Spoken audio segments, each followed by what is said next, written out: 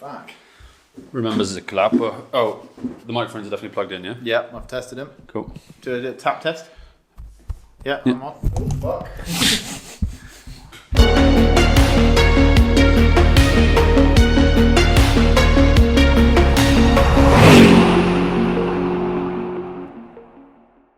Welcome, Ben. Welcome back. Very good. Welcome back, everybody, to Ben and John Talk Cars. Ben and John Do Cars podcast. Ben and John Talk Cars. Yeah. We still haven't quite decided on the title yet.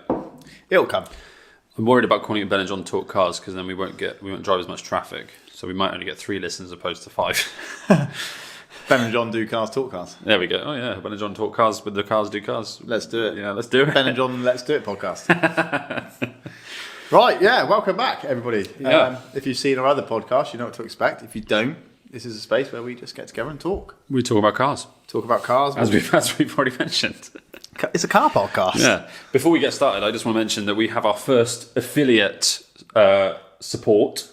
Yes. You'll notice my T-shirt I'm wearing. Well, audio listeners won't, but video watchers will notice my T-shirt, the Streets of Owner. We just turn around. Yeah. Street food. The Streets of Owner is a market street food stall in Bristol. They regularly go to Harbourside Market. They do lovely Greek style street food, souvlaki, things like that, wraps, chicken, pork, and vegetable, I believe. Gyros. Lovely stuff. Really, really nice. It is amazing. And if you see them, go to their Instagram page or their Facebook page. See when they're at Harbourside or wherever. Go to them, and if you are going to go get a souvlaki, if you say to them when you order, "Let's do it," then you will get you will get a free upgrade on your souvlaki to include halloumi and chips For free. for free. Well, you said a free upgrade, so yeah. Yeah. I mean, you have to say "Let's do it." Yeah. So if you've got that in you, you'll way have free halloumi in you. Yeah, go to the Streets of Owner and say, "Hello, yeah, I'd like 2 souvlaki, 1 chicken, 1 pork. Let's do it." And you've got to say it like that. Yeah, you'll get free halloumi and chip upgrade. You've got to lean in like you're talking into the microphone like this. Yeah. Let's do it. In Alan Partridge style. You know what I mean? Yeah. So yeah, and it is fantastic. So you won't be disappointed. So that's out of the way. It's almost like we've got a sponsor. Yeah, almost. Jesus. Right. So Itinerary. So we want to talk about a few things today. As we mentioned at the end of the last podcast, we're going to go through the story, the time that we crashed a car that we were reviewing. Maybe is the wrong word. We were making a video about a car. We borrowed a car, and we crashed it, and it was quite bad. So we'll go through that in a minute. Yeah. I also want to discuss. Johnny's just come back from Morocco. If you can tell, I've got a tan. Sorry, I didn't mention that earlier. I didn't notice. I'm usually quite tanned anyway, and it's probably something to do with my high blood pressure. But my skin's nice and tanned, and it was fairly hot over there. Yeah, so I want to talk about some of the cars of Marrakech. Christ, yeah. And also, the day of recording this, yesterday was the first Grand Prix of the season, Bahrain. Yeah. And I want to just touch on that a little bit. Okay. Because wait there. I almost forgot. He's got his Alonso hat. There we go. Alonso hat. The head. Dude, that looks cool on your head. As a tribute to my boy, Yeah. thought I'd whip out the old Alonso baseball cap today, flat peak. Yeah, stylish. The special edition commemorative one with all the race wins underneath on the peak. Hopefully, this hat will be out of date this year. Because he'll win some more. I want to see Alonso on the top step of the podium. He was let's just start with that. Let's get out of the way because I'm buzzing about it. Okay, fine. I mean, let's just put it out there. Ben's a F1 nut. Yeah. You love F1. I do love F1. Always have. I'm not massive on F1. No, I don't want to deep dive. I just need to get this off my chest a little bit. First of all, I'm absolutely buzzing that F1 is back. It's been a long off season. I'm really excited. I was really looking forward to the season starting, and I'm really happy that it has. The race in general was pretty good. I mean, in terms of the winner, like Verstappen just obviously annihilated everyone. He just drove off into the distance, as everyone was kind of worried might happen. Yeah. So Red Bull won 2. Charles Leclerc had a bit of a disaster. But he did, didn't he? Yeah, he did. I did watch it. Yeah. But I'm not into F1, but I did watch it. So I didn't know what happened. But I don't know anything about it. but it was exciting. I'll tell you that. Yeah, if you forget about P1 and P2, I mean, to be fair, I mean for the most of the race, Leclerc and Perez's battle for P2 was okay. Yeah, and then Leclerc had a nightmare. So, but the thing that stood out for me as like somebody that maybe will get down. She loves the podcast. She does, doesn't she? Get down, She just wants to be a part of it. Lie down. No. Mabel, come here, babe. Come here. Good girl. Mabel. You're very cute. Lie down. So the thing that stood out for me, watching it as like a neutral, was that it was actually really quite exciting. I'm glad you said that. Because sometimes I've watched F1 in the past, and this is probably why I'm not a massive F1 fan, is I don't actually find it that exciting. Yeah, a lot of people struggle with that a little bit. Because the thing... She's going mental. Someone at work today used the analogy, it's like a season of F1 is like a television season. You know, a series of a season of like a good TV series. Right. Some episodes are really good. Some episodes are okay. Some episodes are bad. Yeah. Are boring. Yeah. Some seasons are good. Yeah. Some seasons aren't great. Yeah, true. But as a neutral, I did find it exciting purely because the person I was watching it with, Jerry, my to-be father-in-law, loves F1. And Good he's lad. a huge Alonso fan. Is he? No way. Massive. And then when he told me that Alonso was driving out of his skin and he was getting super excited about it, I was like, oh, Ben loves Alonso. Honestly. And then I started talking to him about how much you loved Alonso. And then because I was vibing off that, I was like, come on, Alonso. And usually I support Hamilton because I'm not an F1 person. Hamilton's British. You know, yes, he's a bit of an arsehole sometimes. And I'm usually just get behind him, British, go win it. But I was fully behind Alonso, and I wanted him to take down Hamilton. And then when Hamilton got stuck behind the Ferrari, I was just like, this is amazing. And then Alonso was off into the distance, pulling away. And I was like, this is awesome. Yeah, honestly, that was a classic Alonso masterclass yesterday. Yeah. He managed the first half of the race, didn't get too excited. Just like, right, let's see how this is going to pan out. Yeah. Let's save some tyres. Let's see how things are going to pan out. Let's see how things are getting on. Then make your move. And then Did he make his move? when it was time to bust it out, mate, he turned up to 11. That move he made on Hamilton was awesome. I'm sure most people watching this will at least be aware of the Grand Prix. And again, it wasn't a worldie of a Grand Prix. No. It was okay. It was good. Yeah, I mean, the 1-2s were miles ahead. Yeah. The battles were further back. But I don't want to go through a whole Grand Prix breakdown. There are loads of other podcasts that are way better than ours for stuff like that. But I just need to Go on then. This is your space to do it. I just need to bathe in Alonso's glory a little bit because, mate, the guy is 41 years old. He's started more Grand Prix than anybody in history. He's the most experienced Grand Prix driver of all time. And, mate, the guy he is still absolutely at the peak. Like, you like football. In football terms, he's Lionel Messi. Well, Messi is the greatest of all time, isn't he? Yeah, I'd argue he probably is, yeah. Now, So Alonso isn't quite up there with that, is he? I mean, I believe he is one of the greatest. I reckon he's a Lewandowski of the football world. No idea who that is. Lewandowski is a striker that plays for Barcelona. Right, okay. And he has a brilliant career, scoring loads of goals in Germany. He's probably the best striker in Germany, at least now in Spain. But he's like super up there, arguably just under Ronaldo and Messi. Okay. You know, but doesn't get quite the accolades that he deserves because he's overshadowed by the. And is that because the teams that he's played for haven't been as good as Barca or? No, he's played for Bayern Munich, which is Okay. like the best team in Germany, and they're called like the Hollywood team over there because they've got all the money and all of that. Yeah. But he's been there. Well, he was there for a long period of his career and basically won loads of stuff with them. So he's been the German Superboy. The issue with Alonso. He's not German, by the way. No, I guessed that from the name. Yeah. What was his name again? Lewandowski. Lewandowski. Yeah. Well, yeah, I guess. The thing with Alonso is that, and again, I've been a big Alonso fan for many years. He other than his 2 championships for Renault in the mid 2000s, 2005, 2006, he's never really been in the right place at the right time. His stint at Ferrari from 2010 to 2014, they never gave him a car that could have won the championship, and he came fucking close a couple of times. Mabel, You silly goose. come here, babe. He came real close a couple of Lie times. He ran it real close to Vettel when Vettel was in a dominant Red Bull. 2012, where you need to watch some highlights of the last race of 2012 because it was just heartbreaking. I almost cried. Really? Oh mate, it was just a disaster. He's a 2-time champion, and I think the stat is he's 8 championship points away from being a 5-time world champion. Wow. So he's come real close at least 3 times. Very, very close. And yeah, he's just relentless.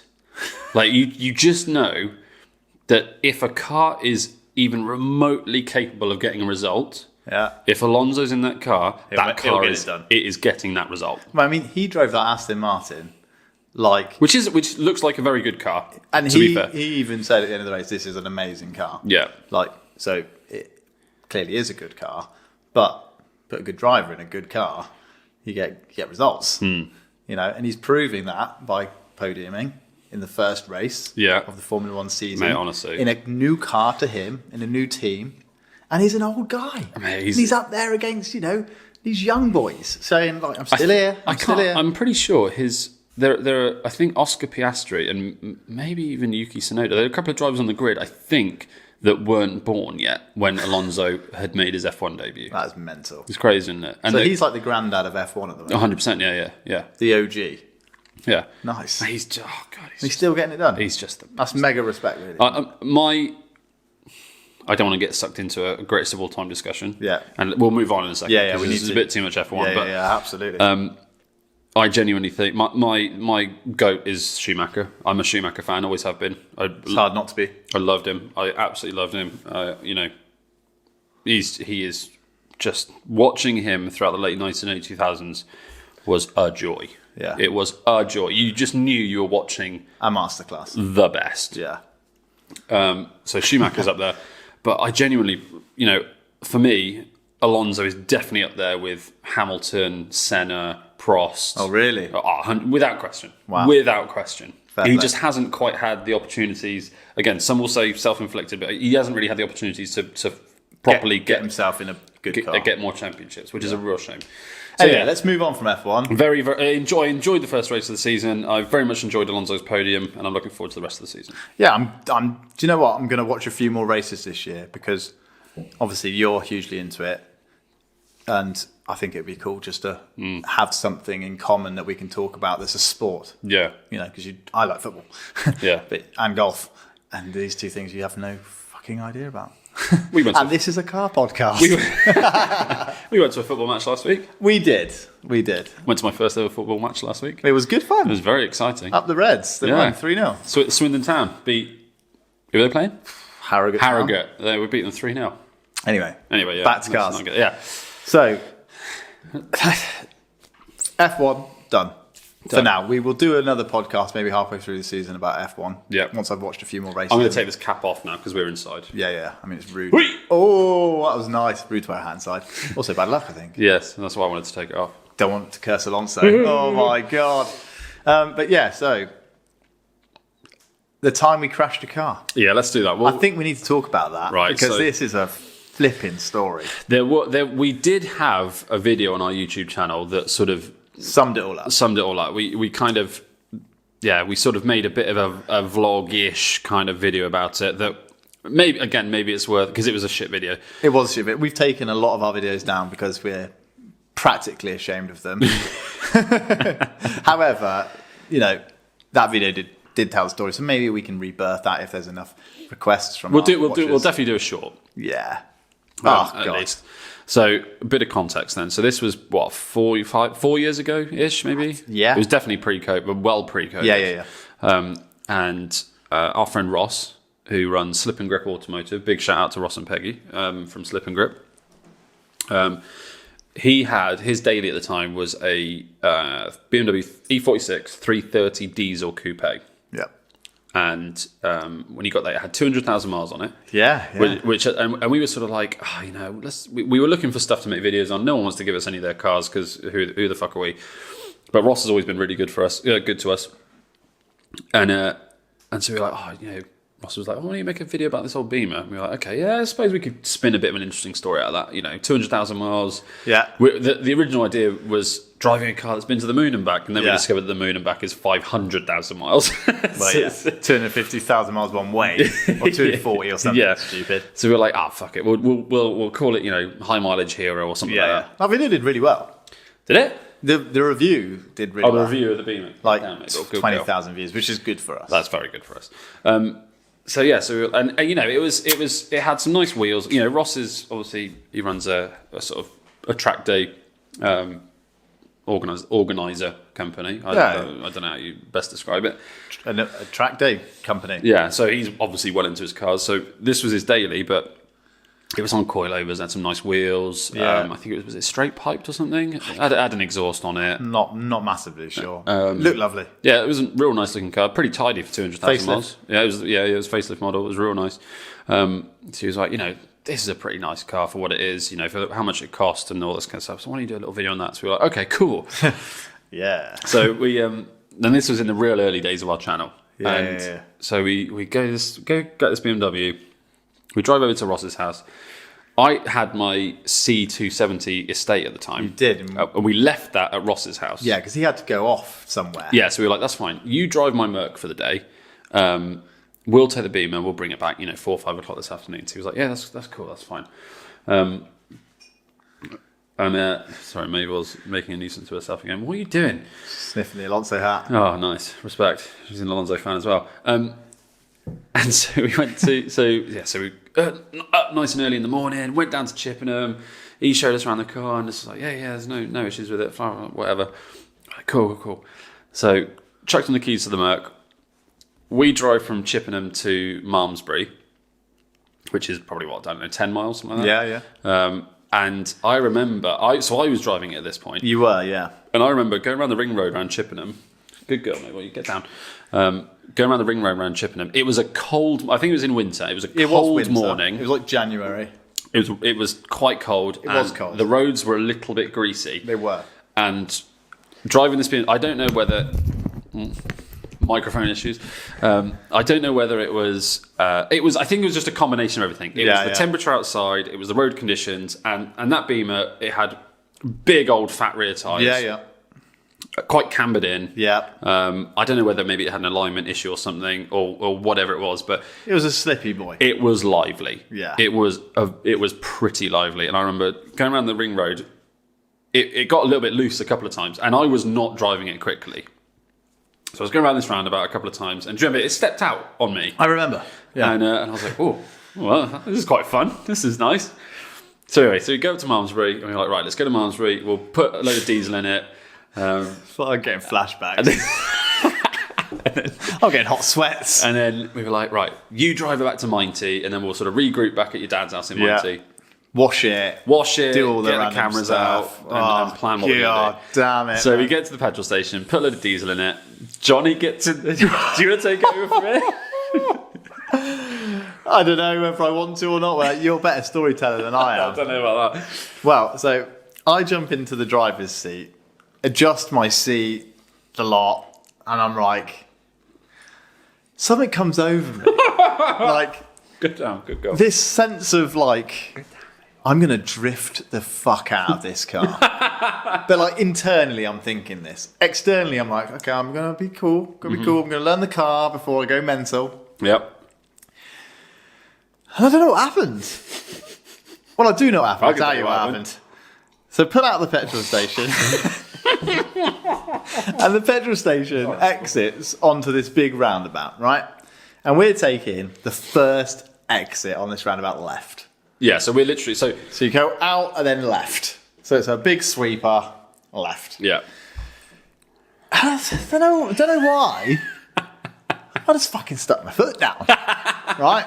So in second, I think. In second gear, the torque kind of catches me out a little bit. It's slippy fucker. That catches me out a bit. I'm not particularly skilled at driving rear-wheel drive cars, and I still am not to this day. I was even less experienced back then. Done a few drift days since then, which would have come in handy. Yeah, I think if the same thing had happened now, it would have been fine. I would have been able to control it. But I put my foot down, The back end steps out to the right. And bearing in mind, I'm trying to go down this road. So I'm like, okay, cool. This is cool. I want to go down that road. I'm a drift king. I'm a fucking DK, mate. And there's a car coming the other way, and I'm fucking fully lit through this corner. Not intentionally. I hasten to add, this was not an intention. Yeah. You weren't, because we've got a lot of respect for Ross. Yeah, and I was not trying to fucking rip the road up. We were not. Honestly, we were not. The car just caught me off guard. And the back end stepped right out, and I'm like, holy fuck. I am fully lit. Probably not going that fast, but it felt very fast. And I think we were doing about 20 miles an hour. Yeah, not fast. And then there was a car coming the other way down the opposite side of the road, and I was thinking, I've got to fucking get back over onto my lane. So instead of kind of just feathering myself back into my lane, I decide, fuck it, I'm going this way, I'm going to fucking turn that way. Right? With my foot still fairly down. Yeah. And then this is where it all goes wrong, because it snaps me back, and there's a bus stop on the left-hand side, on the near side of the road, with this fucking big curb. Yeah. Right? A proper big boy. Like a big old boy. Bearing in mind, this is a rural location. Yeah. This is not a city street. This is the countryside. So this bus stop is conveniently placed where there usually would have been a fucking grass verge, which would have done no damage. If this had happened, 10 feet further back or forward, you would have just gone into the verge. Yeah, and it would have had a muddy wheel, and we would have gone, oh, fuck me, that was sketchy. Yeah. However, that wasn't the case. This conveniently placed bus stop, I fucking smashed into it. Yeah. Snapped like so, and I'm like, well, it wasn't like that. So I was like, and then I was like, that's a pretty good. Yeah. And then the back end just stoves into this fucking curb. Big curb. And it's like a boof. And I'm like, oh, fucking hell, man, that was bad. And you were like, oh, fuck. And then I'm like, we need to pull over to inspect the damage. And at this point, I'm just like trying to reassure myself, it's fine. I've hit curves before, it's fine. It's just going to be a little bit of the wheel. The worst case scenario in my head at this point is I'm going to need to refurb that wheel, you know? Yeah. Can I just tell you what was going through my mind during all this? So that's from your point of view. This is from my point of view. Yeah. And this happened so fast. So, yeah. In my mind. This impact probably happened, I'd say, 20 seconds after you got in the car. Oh, God, yeah. I was literally, the first corner I got to, I lost control of this thing and crashed it. I didn't even have time to, orientate myself at all. So it's almost like I've fucking left the petrol station. I've gone, I'm going to win a drifting competition. Bang, crash. And then the realisation comes over my head, over my mind, what have I just done? So, why did I do that? Why am I such a fucking idiot? Yeah. So I'm sat in the passenger seat, right? And you put up the petrol station, and again, you weren't being a dick. I wasn't trying to drift the car. No, you just gave it a bit too much in second. Yeah. And again, just want to go back to the conditions were not good. No, as in surprisingly not good. Yeah, but it wasn't look bad. It wasn't snowing or anything like that. It wasn't pissing with rain. It was just the roads were greasy and the car was slipping. The car was lively, and like I say, cold temperatures, cold tires, all this kind of stuff. Caught me off guard big time. So you shifted it into second. Again, not an aggressive shift. No, just a nice easy shift. And then it just fucking goes. Bit too much power. Car stepped out, and I'm like, oh, fucking hell, that's a bit lively. Just put the clutch in, let it come back in. That's all I need to do. And then you didn't change your throttle inputs. So it went out, and then it just immediately swung back the other way, straight into the curb. Because I was thinking, he's going to come off the power now. He's going to come off the power now. Why is he not coming off the power? He's still on the fucking power, mate. This is going to go badly. Yeah, it went badly. And then as soon as I thought that, it snapped. It snapped into the curb, and it was bad. It was bad. And again, he didn't mount the curb, so it wasn't like... No, it was like a blunt force impact into the curb. It was not like we rode up to the curb and we were fucking scraping around all over it. It just fucking... My thought process, after the impact, my thought process was, That felt pretty bad. We may have got away with this. That's what I was hoping. And that's what I was hoping as well. I was slightly... internally, I was like, that felt bad. Yeah, I was the same. And there's a lay-by, wasn't there, about 50 metres up the road. Literally right, pretty much just up the road from the bus stop. So I was like, well, I'll pull into there, we'll jump out or inspect the damage, then we'll just go back to my dad's, it'll be fine. You know, it wasn't fine, was it, Ben? I think, I can't remember what happened there. I got out of the car. I don't think you wanted to get out of the car. No, I was, at this point, I was just like, really trying to compose myself because I was like, he'll be fine. It'll be fine. It'll be fine. You know, it'll be fine. And then, like, there was seeds of doubt, like, after reliving the impact, I was like, it's not going to be fine. It's going to be fine. It's going to be fine. You know, I was like going through that. I got out of the car and I went around the back and from, you know, because it was, I was in the passenger seat. So I got out and looked at my side of the car and I was like, I think we might have got away with this. And then as I walked around more, I was like, oh no, the angle of that wheel is not right. Because, like I say, it was cambered in. It was cambered in quite a bit, and suddenly this wheel was cambered out. Very much cambered out. Like, if this is the camber, it was almost like that, wasn't it? Yeah. And it was at that point I knew I'd fucked up. And this is when, like, we'll roll a clip. I think we need to maybe try and find a clip and roll a clip of, like, how the emotions that I was feeling in that moment. Oh, honestly. So, did you drive the car back after that? I think you did. Yeah, because you were like, I was like devastated. Yeah, you were like, I want to get away. It was like a psychological experiment. Yeah, you'd been hurt by the vehicle, by the situation, and you just didn't want anything to do with it. No, you were just and like, the fact that I had to get it back into the car as a passenger without any distraction of driving. The car had scared the shit out of me at this point. You know, it just bit me so hard that I was like in a state of shock. Yeah, you know. Yeah. And the thing that really got to me wasn't the fact that, you know, the car's broke or, you know, I've just crashed Ross's car, as in the physical car. It was more the fact that I felt like I'd really let Ross down. Yeah, that was the other thing as well. You know, this wasn't a press car. This wasn't a big company hadn't lent us a car. Yeah. It was our mate Ross had trusted us with his car, and before we'd even reviewed it, and that's the other thing as well. I crashed it. I as soon as when the video came out, when we did the video and it came out, and the few people that did watch it, we got a few messages, especially like from our mates and stuff, being like, fucking hell, no, because in the video we're just like.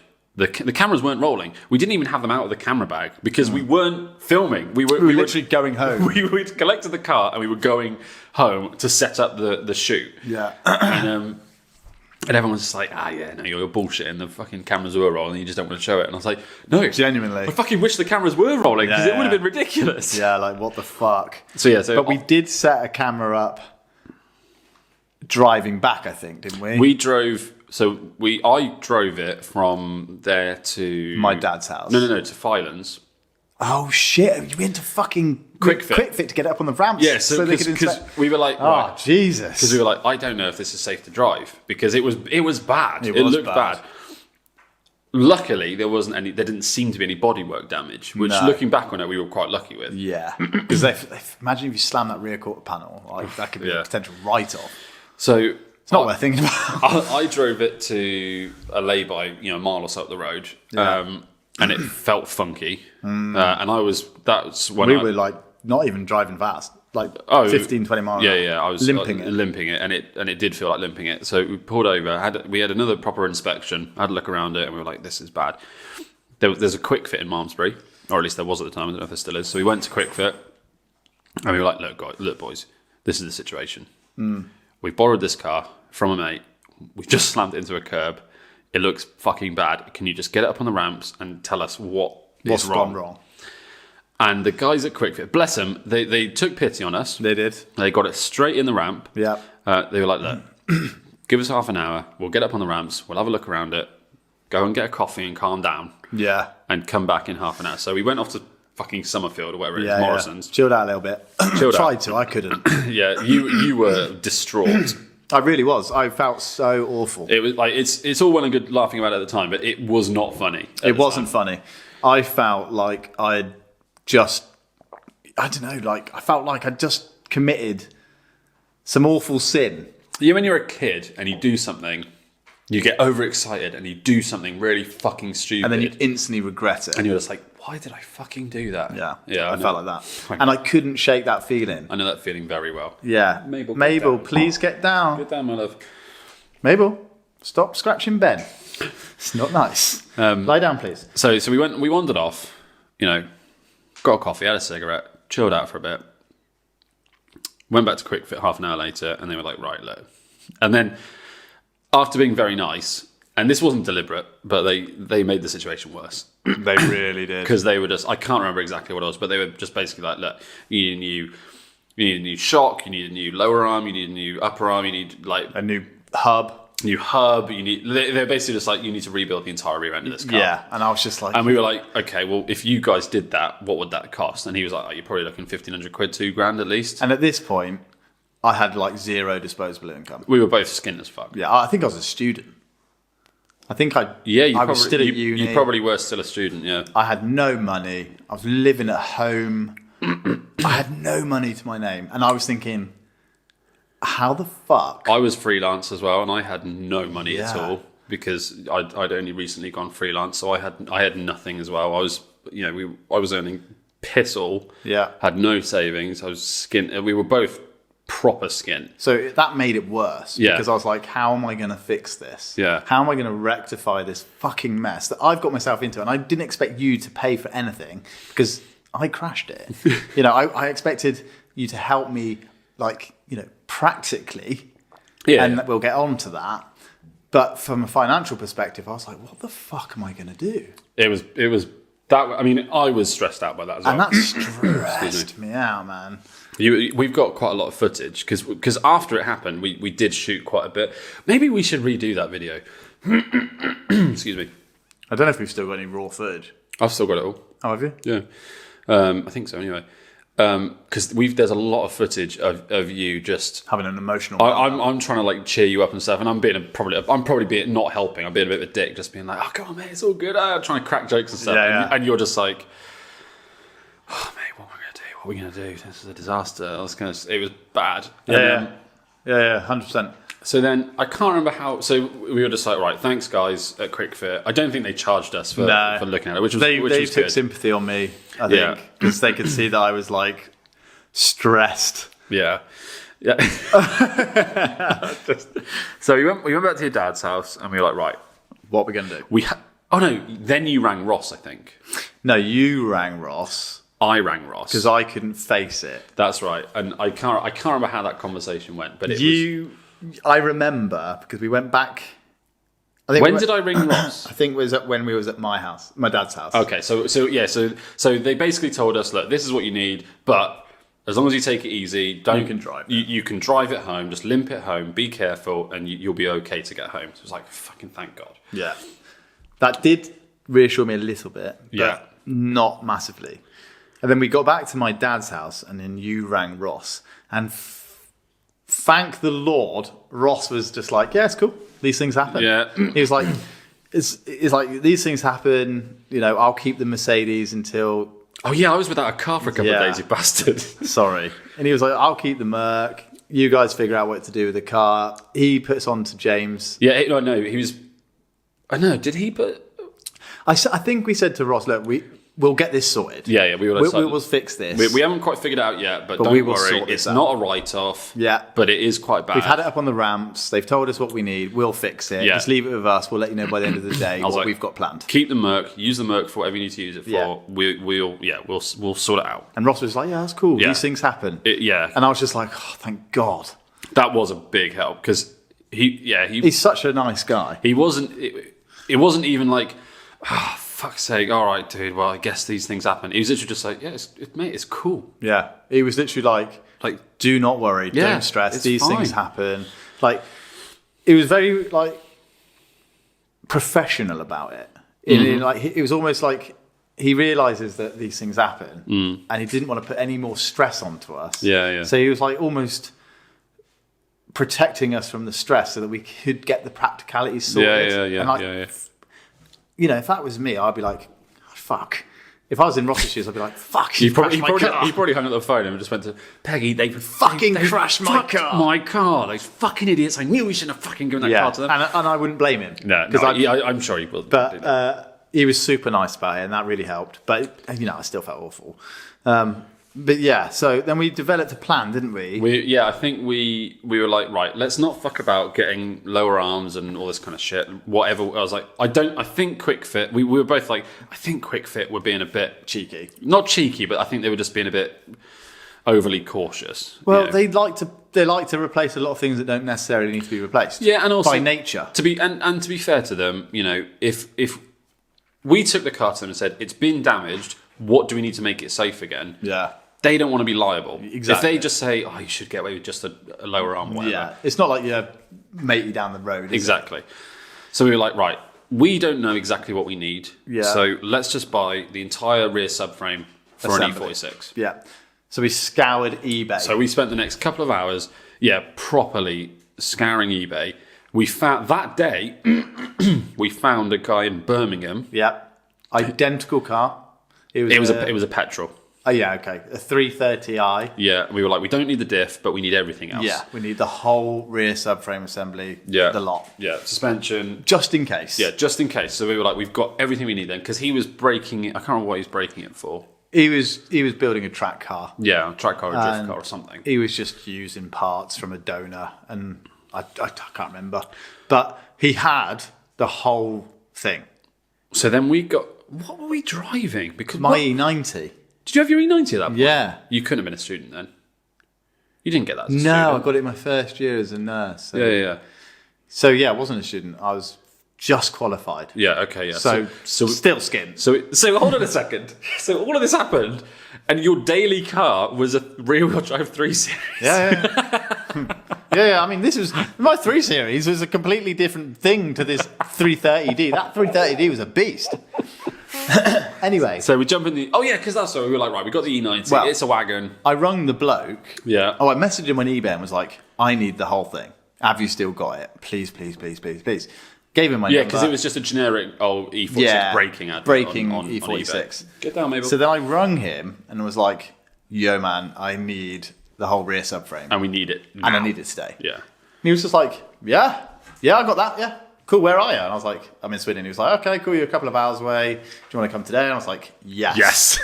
So like, as soon as we got the all clear from him that we could have it, we were just like, "Get in the E90 and let's go. Let's hit the M5. Let's get this today, Yeah. so that we can develop a plan this week to get this fucking car fixed and give it back to Ross." Mm-hmm. Yeah. Because he's without a car. I need to get it He fixed. wasn't without a car. He was with my fucking Well, car. I yeah. was without a car. Yeah. But you were out of a car. And I'm not going to feel... I said to you numerous times on the day, I'm not going to feel content about this whole situation until this car is fixed and back with Ross. Yeah. Like, I will not be able Yeah, so to a certain extent, you were just like, I need this to get fixed as quickly as possible. Yeah. My priority was fix the fucking car, Yeah. get it back to Ross, forget this ever happened. You know, if possible. But we made a video about it, and now we're talking about it on a podcast, so I Yeah. can't forget, can I? Yeah, well, But, so we got in the E90, I drove us up to Birmingham, met the guy, and we stuck the subframe assembly, rear axle, the lot. Mabel, calm down, baby. In the back of the E90. In the back of the E90, swallowed it up a treat. Yeah, it did. And then we drove back to my dad's. I remember we had a McDonald's in Strensham services on the way home. Oh, we did. And Yes, I remember. no, this. was it Strensham? Yeah, I think it was. And I remember that was quite a... Because by that point, it was like late in the evening. Yeah. We were knackered. Yeah, we were really tired. It had been a stressful day. It had been a long day. Bear in mind, we picked up, like I said, we started early that day. We picked up the Beamer at like 8 a.m. Yeah, I know, yeah. Crashed by 8:30. So we got... Yeah, I remember that was a somber Burger King. Oh, McDonald's or whatever it was. Yeah. I remember sat there. I remember... I don't think we talked much. I remember this vividly because we were sat in the Like tented bit. Yeah, in the In sort of- like these plastic chairs. There was no one else there. Everyone else was just sat in the normal motorway Yeah. service, and we were just like, no, we need to fucking be. Yeah, we need to be alone. We need our own space. We just sat there just eating our miserable chips. Yeah. Got home. Did we take it to James that night? Or I not? think we did. I can't really remember. Because once we'd sort of come up with a plan of we're just going to buy a rear end, that's, I think, when we spoke to Ross and we were just like, look, dude, here's what we're going to do. We're just going to buy an entire rear end. And we're going to take it to our mate James. Well, no, I think I said, or we said to him, you know, do you suggest anyone? Bear in mind, this is someone who's going to be working on his car as well. So who would you like to work on it, and who do you think we should take to work on it? And he was just like, look, hit up James. Yeah. This is James from Cotswold Vehicle Services. Yeah. Who we'd also done a video on his E36 M3. He had an E36 M3 that we'd made a video on a few months previously. Lovely car. So which was a gorgeous car. Yeah. What a machine that was. I didn't crash that. You didn't crash. Yeah, what the fuck? Well, that thing drove normally. This 330D was a fucking beast, man.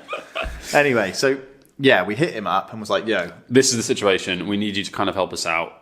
He was just like, yeah, bring it over. Yeah. Bring the car over, bring the subframe over, and I will sort it for you. Yeah, give me a couple of days. I'll figure out what's needed. If I have to swap the whole thing, I'll swap the whole thing. If I don't, I'll just swap bits and bobs. Yeah, and he just charged us basic labour for it. Yeah, he did. And I think the subframe, how much was that? I think it was like, how much did we pay for that? 120 quid or something? I think it was less than that. I think it was like £80. Really? I'm not sure. We'll have to have a look. It doesn't really matter. It wasn't a lot of money. No, it wasn't a lot of money.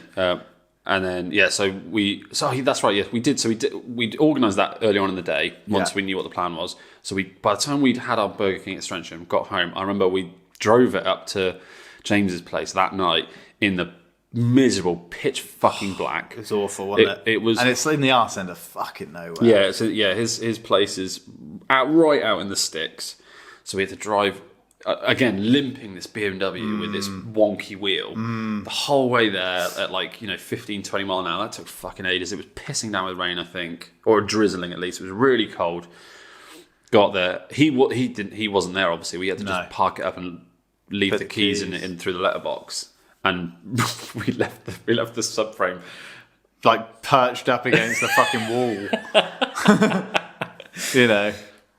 And then, a couple of days later, he gave us a call saying, it's all done, come and pick it up. And he sent us a photo of one of the arms, and it was it's normally straight. I'd completely forgotten. It was like a right angle. One of the suspension, I can't remember if it was the lower arm or what. I don't really understand the suspension. But one of the arms or something was 90-degree bent. It was completely bent. It was fucked. Yeah, and that would explain the adverse camber issue. It was literally... like, I can't... imagine it's just a right angle. It was bent. Also, there was a real slight curb mark on one of the wheels, I remember. I'm surprised it didn't take a massive chunk out of it. Well, okay, so I'm going to go off on a slight tangent here.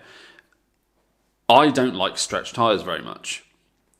This is one of the reasons why. If that had been a bit more stanced out, if the tyres had been stretched, because they were wide rims. I don't know. I think they were probably 9Js. Maybe they were big boys. They were like 5 Series BBS splits. Or something. Yeah. They were really wide wheels. They must have been 9s. I'm sure they were 9s. Yeah. But they had proper wide tyres on them. If they'd been stretched, that rim would have been destroyed. And they were quite expensive wheels. Yes. And luckily, Ross was like, "Look, the wheels had a few marks on them anyway. I was kind of half thinking about getting refurb." Yeah. So he didn't really care about the wheel, which is a real lifesaver. Thank God. A couple of days later, James gave us a call saying it was ready. Picked it up. We had to take it to get it aligned. Do you remember that? Yeah, took it to Imperial Tyres in Swindon. No one overtakes us. Imperial Tyres. And they did a good job, as you'd expect. And then we reviewed the car. And then I haven't watched that video in years, but I seem to remember you are a tentative mess. You are not your usual self in that video. No, that car. I'm still there trying. Yeah, you're having a great time. That car. You know, you just sat there like a trauma victim, just like literally. Yeah, well, the thing about this car is that it tried to kill me. It's quite high mileage, but it does wear its mileage quite well. Like you were trying, but you were just. I just wanted the car to be gone. Yeah. As much as I did like the car. It was a lovely car for what it was. How many miles it had on it. It was a nice car. Sounded great. It did. Like for a diesel, it sounded like I said, it was either straight piped. It wasn't too loud, but it sounded really nice. But I couldn't get away from the fact that I just wanted to get rid of this car. I'm going to go shut the door real quick. Charlie's about to come in. I know, that's why I'm going to shut this door. Or is she She's going to come in here. Okay. So we might need to take a little bit of a break depending on how much noise there is. Should we take a comfort break? Yeah, so after that I'm going to go and speak to my therapist because I've dug up some old traumas and I'm going to have a coffee. So we'll be back in a second. There we go. Right. So Break time over. nice little bagel. Lovely bagel. Oh, it's delicious. Some nice hams. Yeah. Cream cheese. So yeah, basically with the BMW then. So that was. I think we rounded that story off, didn't we? Yeah, basically it was a complete fucking shit show. From the get-go. You know, we had the car less than an hour and I'd already crashed it and it took a week to repair it. Then we did get it back to Ross, finally. But the whole roller coaster of emotions we went through was very traumatizing for me personally. It genuinely was. Yeah, you could see it. Like you that was not a nice experience. No, it was like I'd reached my stress tolerance. I think we mentioned it in the video. Yeah, remember? There was a funny scene in that video, wasn't there? It's like You were like a robot that had just been switched off. You were just like I was trying to. You went into safe mode. Yeah, I did. I went into limp mode. Yeah, exactly. Literally, I was just like, I need to protect myself, from my thoughts, you know. And I was like that for a week. Yeah, it was bad. It was bad. I felt awful. Honestly, I've done some bad shit in my life. Not bad shit. Yeah. You haven't murdered anyone. No, but like done some things that you regret. Yeah. This was like probably right up there on the list of feeling bad. It was, and to be fair, that probably does speak volumes about me. Yeah, that's nice. You're right. That's very good, poignant. Good dude. Thank you. Good dude, crashed a car. Anyway, let's move on. Yeah. So, let's just we'll wrap it up in a minute. But I just wanted to talk a little bit about you. Obviously, you've been to Morocco. I have been in Marrakech for the last week or so. Mental place. I want to talk about because I've been to Marrakech. You've been to Marrakech as well, haven't you? And I want to talk about the cars of Marrakech because it's a weird place. The whole place is fucking mental. North Africa is probably all like that. All like. I would have thought so. Yeah, I mean certainly the cultural experience of North Africa is probably quite similar in different North African cities. As in, like, you've got the new town, the old town, and it's just chaos. Yeah. So the thing with Marrakech is that you've got. I didn't actually go to the new part of it when I was there. Mm-hmm. I only visited the Medina, the old town. Yeah. So I've researched this, and every city has a Medina. Okay. So it's like the old town. Yeah. That translates to old town. Even Swindon. Yeah, exactly. But specifically in North Africa, they've obviously developed parts of most cities now. Money and all this sorts of stuff. So the old town is where people used to live. So about 100 years ago in Marrakech, they all lived in the old town. Yeah. The new town didn't exist. Yeah. So then they've got this big wall around it. Yeah, it's like all in this big wall. And you just think, this is fucking crazy. That it's like I can't describe it in just a short sentence. And also, again, it's worth mentioning that obviously we both grew up in the countryside. So and Marrakech, don't get me wrong, we've both been to big cities plenty of times. I don't like cities. As a general rule, I don't really like cities either. No, I like fields. Basically, put me in a field, I'm happy. That's why I love golf, right? Because I'm in a field for 4 hours, no other fucker around, and it's lovely.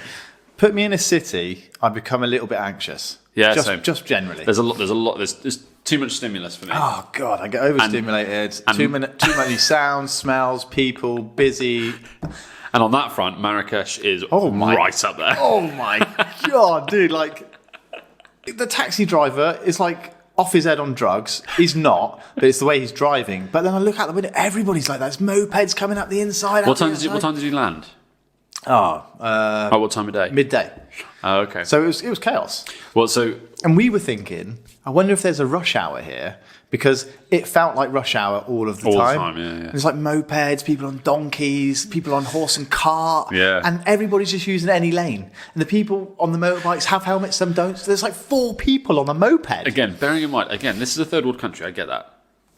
But there's donkeys and horses and carts and stuff like that. Yeah, and camels. Marrakech is, I'm pretty sure is the capital city of Morocco? No, it's not. Casablanca is? Yes. Right, okay. I think so, but I know Marrakech isn't. Right, okay. But it's one of the biggest. It's a major city. And there's people And again, this is not a criticism. It's the different. Just way of an life. observation. We are ignorant, not very well travelled people. Yeah, we're classic Westerners. Yeah. We're naive to most of the world. So I remember, it's a stressful place. It's so stressful. I'm glad I went there.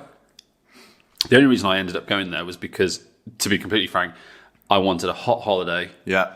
And it was the cheapest place that we could find. That is basically why we ended up there. We wanted to get away from the winter for some heat, and we were like, want to go somewhere new. Mm-hmm. We got a really good rate, so we went. And online, it looks flipping lovely. The pictures look lovely. And again, and it is a lovely place. It has its lovely parts. Yes. Like every place. We've got some lovely photos. We'll visit some lovely gardens and stuff. But we strip all that back. It's a stressful place. It's chaos. It's chaos. So we got out of the taxi in this road by this square, and the riad, which is a traditional Moroccan house, it's been converted into like a boutique hotel, was apparently on that road, right? So we got out of the taxi, and I said to the taxi driver, "Where's the hotel?" Because I'm looking round, and it's like I was thinking, like, this can't be right. It's almost like I'm in the middle of a war zone, but there's no gunfire. Everybody's running around. There's like hustle and bustle. There's fucking donkeys. It's like a Call of Duty map. It literally is like an Arabic Call of Duty map. Again, I want to make it clear, we're not laughing at these people. No, I'm just we're laughing at our own ignorance. Yeah, more than literally. anything. I'm so ignorant that I couldn't fathom my environment. Yeah, and I was just like, where do I even go? Like, where is the hotel? I can't see where this street goes. I don't know what's down there. That looks like an alleyway. That looks like it's just crazy. And there's people everywhere. Yeah. So the taxi driver doesn't even know where the hotel is. So he's asking a homeless man that's just chilling out, as he does. That's probably where he chills out all the time. Yeah. And he's like, oh, no, I don't know, all this sort of stuff. And then another homeless man comes up to him and goes, oh, mister, follow me. So he took us to the front door of the hotel. Nice chap. Yeah, lovely chap. And then he got to the front door, he's like, have you got any questions for me? And I was like, no, thank you, but thank you. And I was like, do I tip? Don't I tip? And like, no, you've got a tip over there. Yeah. But I couldn't tip because I only had like 200 dirham notes, which is like the equivalent of, I don't know. 20 quid. 20 quid. And I was like, I can't give him 20 quid. Or can I? I didn't know the culture. I didn't know what was going on. I mean, it's... Anyway, we got into the riad, and that was just just beautiful. It's like an oasis away from the chaos. But you step out the front door, and it's like two different worlds, man. Yeah. So anyway, long story short, I was not expecting it, and it caught me off guard, and I was just like, holy I'm pretty sure I said fuck. to you last week when we recorded... You were like, dude, you asked me, where are you staying? And I was like, oh, we're staying in the Medina. And you were like, bro... That's insane. And I was just like, nah, it'll be fine. I've looked all up online. You were like, no, dude, like, it's insane. It's chaos. And I was like, nah, it'll be cool. When I got there, I instantly realised what you said. And I thought, Ben was right. So I fucked up. We hadn't fucked up. We made the most of it, and it was awesome. We got fully stuck into the culture, ate loads of cultural food, like Moroccan food, spoke to loads of locals. But it was crazy. Yeah, it was crazy. It's a big adjustment to make when you arrive there. And like, I'm not used to city life. Okay, so this is like going from a field to a city on steroids that isn't quite developed, and nobody really knows what's going on. You know what I mean? It's like nobody really knows what's going on. There's no order. Exactly. I was about to say there's not much order. I would imagine if this is just an observation, but I think if you were to take someone who is neurodivergent. They would not have a very good time there. No. I think it would just be... Stimulus off the maximum. Yeah, just too much. Like the first day we walked around the Medina, I had to say to Charlie, who I was with, I need to get out of here because I'm about to have an anxiety attack. Really? Yeah, it was that bad. And this was the day I was having really bad... I had a whole other story, but I had a really bad lung problem when we were there. I had to see a doctor and all that sort of stuff. And I had really bad pain whilst we were in the depths of the Medina. I thought, God. if I pass out here... How do I get out? What's going to happen to me? Yeah, exactly. And what's going to happen to Charlie? And like, I didn't have a good time that day. And then I saw the doctor in the afternoon. He prescribed me loads of meds, sorted that out. And then I calmed down a bit because I was like, I'm not going to die. Doctor, I thought I was going to die. And the doctor was like, you've just got a chest infection, take these antibiotics. And I was like, okay, thank fuck for that. And the next day we went round the Medina and I was just like, okay, we're getting involved now. And that was fine. Yeah. But huge culture shock. Like hugely overwhelming for me. Let's talk about the cars of Morocco. Let's get to that. That was the. I'm sure you can cut a lot of this shit out. No, we'll let it run. Because this is going to be like 90,000 minutes long. That'll be all right. The last episode was fucking 2.5 hours. Okay, right, cars. Yeah, so What was yours? Well, so we'll go one for one. I've got two vivid memories of the cars of Morocco, and I loved both of them. Okay, so before you get into that, my first experience was we got out of the hotel, out the airport, and there's a Porsche Cayenne. Okay. With a hotel thing on the side. Oh, right, okay, yeah. So he's picking people up to go to the hotel. And we're like, oh, that would have been nice. And then there's a Bentley with big chrome wheels, like two-tone paint, burgundy on the top, silver on the bottom. And I was like, that's pretty cool. Like, this is pretty bougie. Yeah. Right? This Daihatsu comes and picks us up. And I was like, wow, that's not what I was expecting. I was like, okay, fair enough. No seatbelts. Yeah. So I'm just like, well, okay, this is mental. And then as you drive past these hotels, you can see all the concierge vehicles, and they're all these big Porsches and G-Wagons and all this sort of stuff. So that's pretty cool. I didn't see any of this when I was there. But this is all in the new town. Oh, okay, yeah. I didn't go there. And then we drove to the old town, and it drastically changes. It's like drastically different to like Renault 5s everywhere. Yeah. Mark II Golfs. Quite common. Okay. Yeah. Old C classes, like 180s, everywhere. Okay, right, yeah. And then the rest of it is just scattered with like Daihatsus and like cheap Asian cars. Yeah.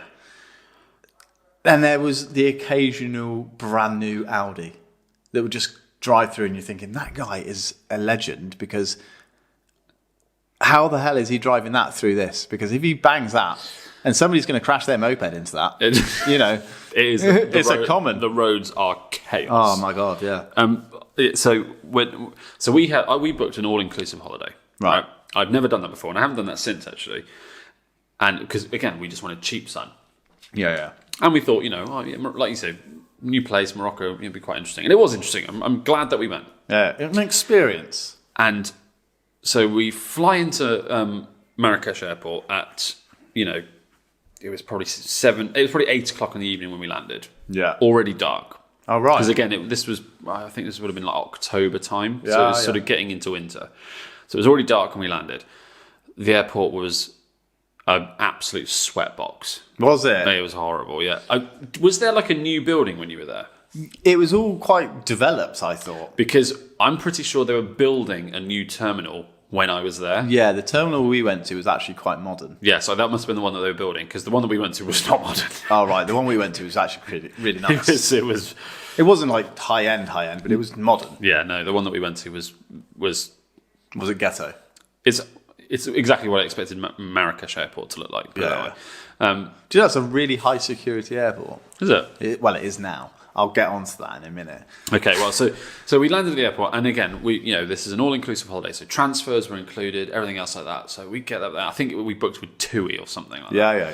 And so we land, we go through security, we're sweating our tits off, go through security, get out, and we were looking for a big coach or whatever. Yeah. And we're like, what's going on with this? And then we're sort of asking around, like, and then there's just a guy with a sign. With our name on it. Yeah. I'm like, oh, cool. We had that as well. So we go to that, and he takes us outside, and I can't remember if it was a Land Cruiser or a Pathfinder, but it was one of those two. It was like a 90s big Japanese, proper UN spec, white, nice, old school, love 4x4. And I was just like, that's awesome. This is amazing. I was like, we're going to the desert in a Land Cruiser. I was literally just like, fuck a coach. This is way cooler. Yeah. So I was buzzing about that. So he took us to our hotel. So he was like our chaperone, if you want to call it that. And there was a driver. The driver didn't really speak much English. He spoke really good English. And he was like talking to us, and he was really, really friendly, really cool. Like, taught us some phrase and stuff. Like, Oh, nice. I can't even remember. They speak French over there, don't they? Yeah. French and Arabic. Yeah. And so we got to the hotel. Used the mirrors to look under the car way. for bombs, and we were like, Wow. wasn't expecting that, but okay, fine, whatever. Go into the hotel. Anyway, so that was cool. The Pathfinder / Land Cruiser, like I said, I can't remember what it was.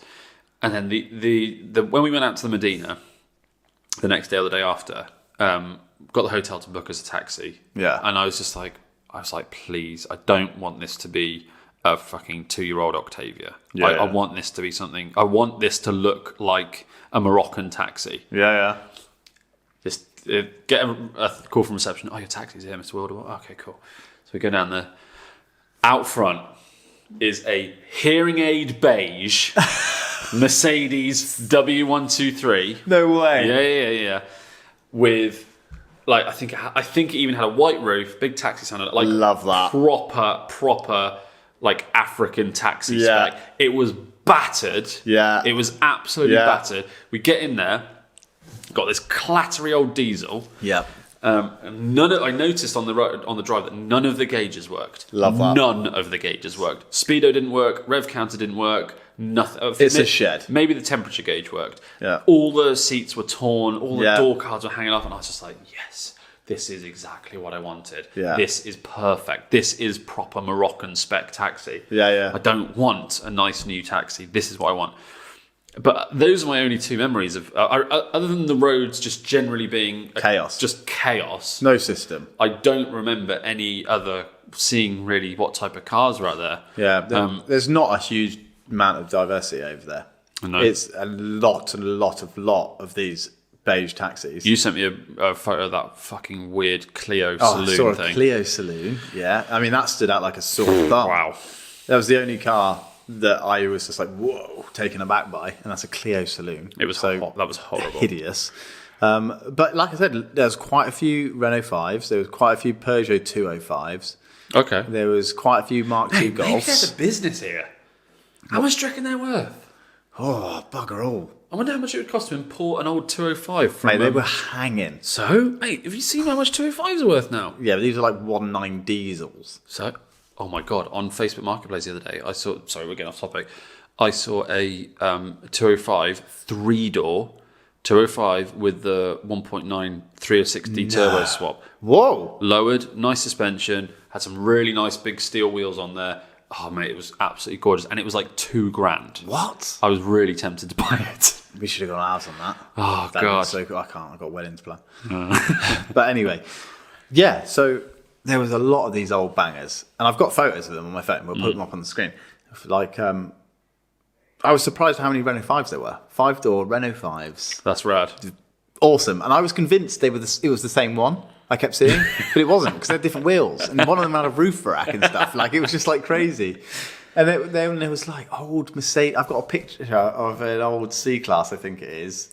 This just looks like it's slammed, but it's not, because the shocks are obviously fucked. Yeah. And it's just all ratty and tatty. But there's just two Arabic blokes driving it, and they're living their best life. Oh mate, it's They don't care what they're driving over there. But then you went to the new town, and there was like Audis, G-Wagons, Porsches, and you just think, I thought, respect to those guys driving those things around, because I would not want to drive that around. It's a weird. I would rather drive a bang around there, because one, I'd be scared that a moped or a donkey or a horse and cart or just a pedestrian is going to clatter into the side of my car at any point. But do you know what? We were driving in the taxi quite a lot, getting around in taxis, and we were just like, we're going to see an accident. Yeah, I remember thinking that as well. Someone's going to get hurt. Someone's going to get hurt. Like, I got a video of a family of 4 on a moped driving down a main road, you know?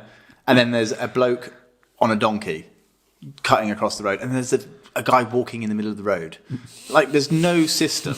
Like, it said on the tour guide thing, well, like when we got to the hotel, it said like this thing about things to take note of.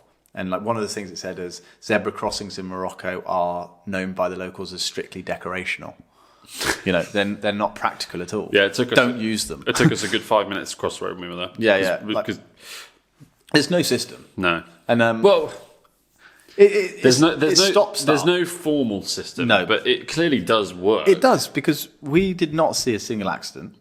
It was chaos, but it was like synchronized chaos. Yeah. It was quite impressive in a strange way. Maybe one day we should do a North African road trip. Fuck that.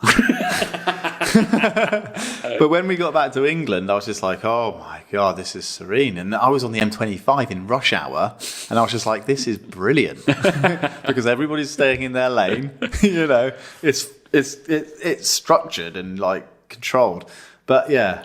You've just reminded me actually. So when I was really into, when I was younger, I was really into the Gumball Rally. Yeah, I was really, really into it. And they released a few movies. Yeah. And the second movie they released was called 6 Days in May. I think this was 2003, maybe. So this probably would have been the fourth Gumball Rally. Something like this. It was just when it was starting to get popular. Yeah. And some of the main characters in that movie were Rob Dyrdek and Big Black. Robin Big Black were in it. Those, really, really good movie. Uh-huh. But part of that rally, they went into Morocco and sort of went into Morocco and then just back out again. They drove to Gibraltar. They drove to the bottom of Spain. Got a ferry. Took a ferry over, drove around Morocco for a little bit, then went back, I think. And the King of Morocco was basically just like, look, in the cities, we give you police escort, you follow us. Wow. We take you through the cities. Between the cities, I remember do what you want. He says, ride as you like. Wow. And so these Gumball, and so don't get me wrong, a lot of them were just like, well, we need to be careful here. But mate, some of them were driving like fucking lunatics. And they were undertaking off the side of the road and like going past lorries. And there's donkeys and stuff. And I remember God. as a kid, as a 13, 14-year-old, I remember It's like, this is the most badass thing I've ever seen. Yeah, mate, I rewatched that movie a couple of months ago. It's like, how did someone not die? I was literally just like, this is bad. Yeah. This could be really bad. I was like getting a bit anxious watching it. Yeah. Yeah. I mean, yeah, Morocco, different world from what I'm used to, certainly. Same. And again, none of what we're saying here is... this is just subjective. This is just us being two fucking idiots that haven't seen much of the world. Yeah, I mean, we've lived under a rock. A nice rock, yeah, but a rock. And we're not particularly experienced, are we? We're not very well travelled. No. I've done France. I've been to Disneyland in America. And I've been to Cirencester Golf Course. About 3 days a week. It was just an experience worth having. And in some senses, it's like one of those, like the Medina in Marrakech is like almost like a bucket list item. Yeah. Because it's so, you've got to experience it to believe it, you know? I fucking told you. Yeah, mental. And I'm really glad we did it. And I can say I've been to the Medina in Marrakech and it's mental. And I probably won't go back for a while, you know, but I would recommend people to go because it's like one of those places where you have to see it to believe it and you have to experience it to really appreciate. And there's some really cool stuff there. Oh, like yeah. the main mosque right by the Medina. The Ben Yedda Mosque. Yeah, wow. Ben Yusuf Ben Yedda, whatever it's called. Wow. Amazing. And the gardens. Wow. Oh my God. Yeah, we went to some fashion designer's house and his gardens. Yves Saint Laurent or something? Yves Saint Laurent. Yeah. So he has a fashion house over there. He's died now. He died in 2008. They've got a memorial there. He lived there with his partner. I didn't realise he lived there. But they've got this beautiful blue house and it's called the Majorelle Gardens. And it's I know really, really I didn't go, but I remember reading about it when I was there. Yeah, really lovely. But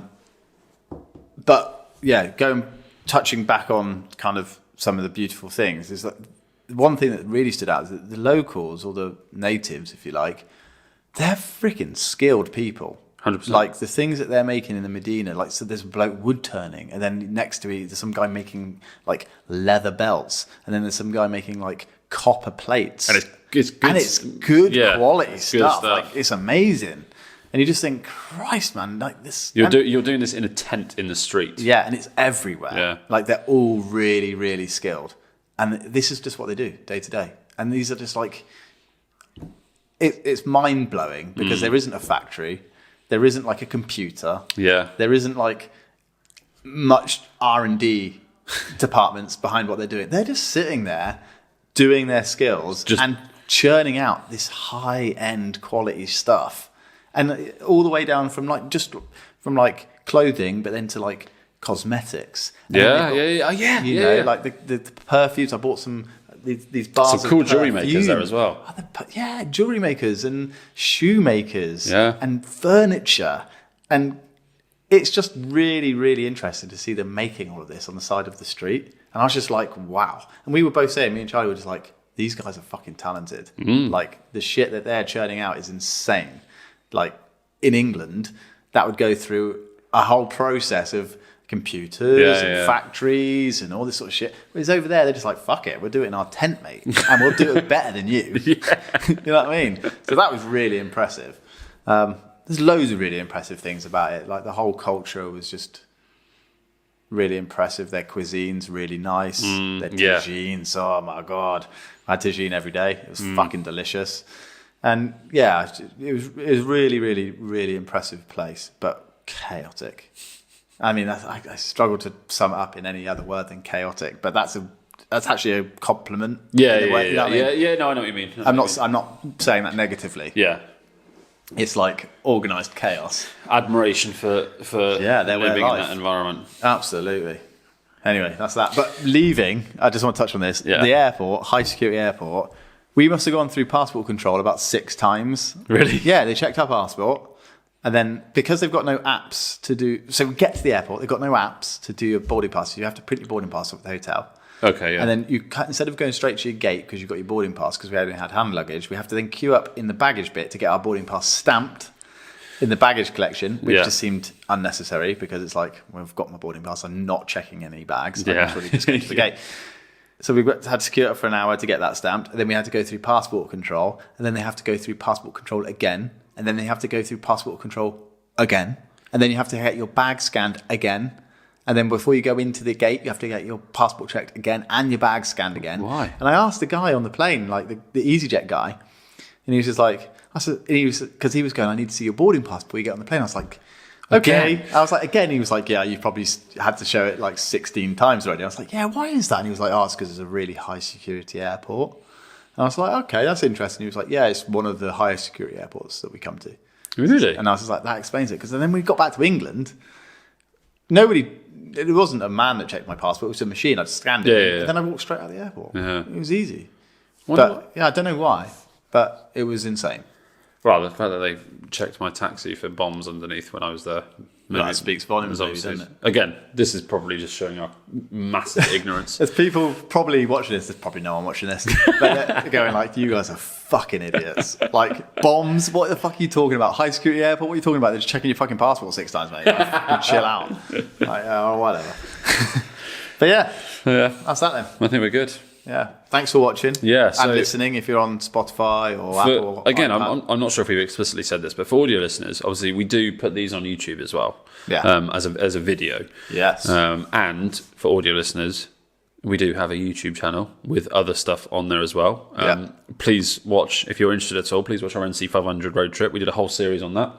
We will do a podcast about that. Surely, we're trying to get Pedley on it. Yeah, so we went with our friend Pedley. We want to do that podcast with Pedley. That might require us to go out to Palma. Yeah, maybe a weekend trip in Palma. Maybe we'll do that. That'd be fucking awesome. That would be awesome. So thanks everyone for watching and listening. Yeah, we'll be back. Don't forget Street Taverna. Go to Bristol. Have a look on their Instagram. Say let's do it when you place your order and you get free halloumi bites. Say let's do. You get free halloumi in your wrap and you get some free fries as well. Lovely. Thank you. Yeah, Spotify, Apple Podcasts, Google, Samsung Podcasts. I didn't realise was a thing, but we've had a couple of people download from Samsung. I don't know how that works, but that's fine. So yeah, nice. Let's do it. Let's do it. See you on the next one. I'm tired. Yeah. Bye, everybody. Bye. Bye. Bye. Hello. Goodbye. Yeah. I'm knackered, mate.